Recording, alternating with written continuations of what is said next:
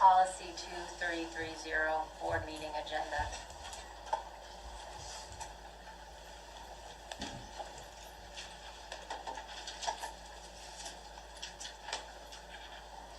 You mean aloud? Yes, please. Thank The entire policy? you. Please. The chairperson and the superintendent will prepare a proposed agenda for each board meeting.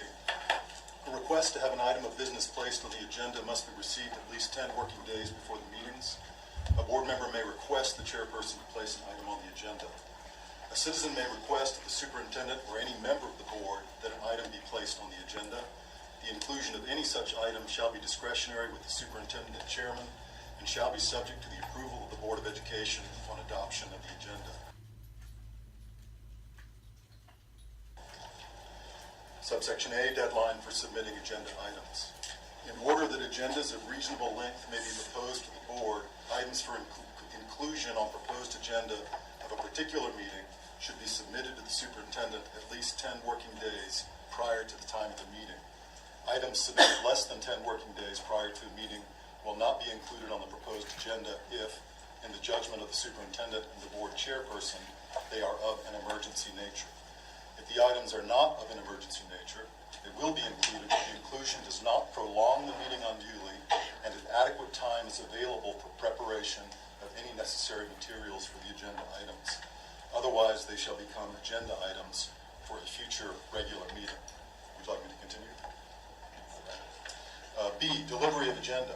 After the agenda has been prepared, it shall be published as the proposed agenda of the meeting and delivered to each member of the board and to each member of the staff who is required to be present at the meeting.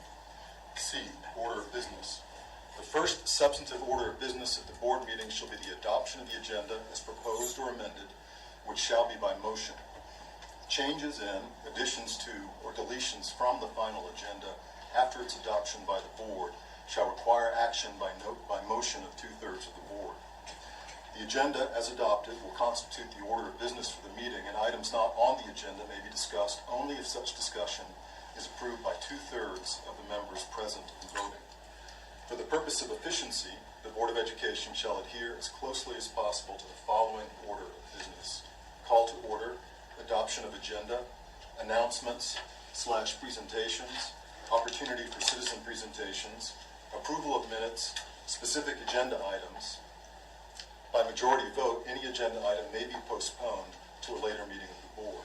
Section D, consent agenda, discussion and action agenda, and work session agenda.